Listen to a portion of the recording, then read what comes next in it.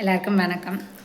நம்ம most of the parents கிட்ட சொல்கிறது என்னென்னு பார்த்தீங்கன்னா, குழந்தைங்கள வந்து வெளியே நல்லா கூட்டிகிட்டு போங்க, நிறைய எக்ஸ்போஸ் பண்ணுங்க அப்படின்னு சொல்லுவோம். ஏன்னா அப்போ தான் சோசியலைசேஷனும் ஆவாங்க, ப்ளஸ் புதுசாக நிறைய லேர்ன் பண்ணுவாங்க. ஒவ்வொரு இடத்துக்கு ஏற்ற மாதிரி அவங்க வந்து அடாப்ட் ஆவாங்க. ஸோ அதனால் கூட்டிகிட்டு போங்கன்னு சொல்லுவோம். இப்போ ஃபார் எக்ஸாம்பிள் பார்த்தீங்கன்னா, இப்போ பேரண்ட் வந்து குழந்தைய வந்து ஒரு பார்க்குக்கு கூட்டிகிட்டு போகிறாங்கன்னு வைங்க. பார்க் போகிறப்ப அவங்க மைண்ட் செட் எப்படி இருக்கும்? ஓகே, அங்கே நிறையா கிட்ஸ் விளையாடுவாங்க, ஸ்விங் ஸ்லைடெலாம் பார்க்கும்போது குழந்தை நல்லா என்ஜாய் பண்ணி ப்ளே பண்ணுவா அப்படின்னு நம்ம ஒரு மைண்ட் செட்டில் கூட்டிகிட்டு போவோம். பார்த்தீங்கன்னா அப்படியே ஆப்போசிட்டாக குழந்தை அந்த இடத்த பார்த்தீங்கன்னா ஒரு மாதிரி வியர்டாக பிஹேவ் பண்ணுவாங்க, ஒரு மாதிரி அன்கம்ஃபர்டபுளாக ஃபீல் பண்ணுவாங்க.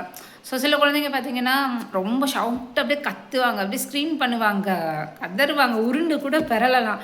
ஸோ இந்த மாதிரி நிறைய பிஹேவியர்ஸ் வந்து வெளியே வரலாம். மெயினாக அந்த குழந்தை அந்த இடத்த விட்டு போகணும், அங்கே இருக்கிறது அந்த குழந்தைக்கு பிடிக்காமல் இருக்கும்.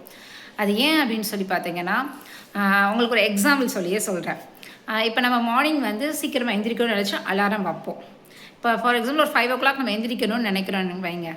நம்ம ரெகுலராக 5 மணிக்கு எந்திரிச்சிடுவோமா? ஸ்டார்ட் பண்ணோன்னே மாட்டோம். ஏன்னா நம்ம அந்த டயத்துக்கு நம்ம எந்திரிச்சது இல்லை. திடீர்னு நம்ம ஒரு வேலையை செய்யணும் அப்படின்றப்ப நம்மளுக்கு வந்து நம்ம பாடி, நம்ம மைண்ட் எதுவுமே வந்து அதுக்கு அடாப்ட் ஆகாது.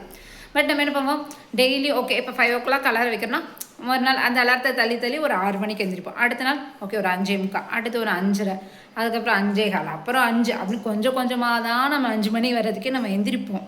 ஏதாவது ஒரு கட்டாய சூழ்நிலை நம்ம போகணும் அப்படின்னு நம்ம மைண்ட் ஃபிக்ஸ் பண்ணால் மட்டும்தான் நம்ம கரெக்டாக எழுந்திருப்போம். அப்படி இல்லையா, இப்படியே தான் டைம் தள்ளி வரும்.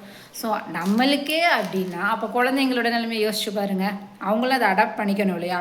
ஸோ அதுக்கு சில டிப்ஸ்லாம் இருக்குது. அது என்னென்னு நெக்ஸ்ட் வீடியோவில் சொல்கிறேன். தேங்க்யூ.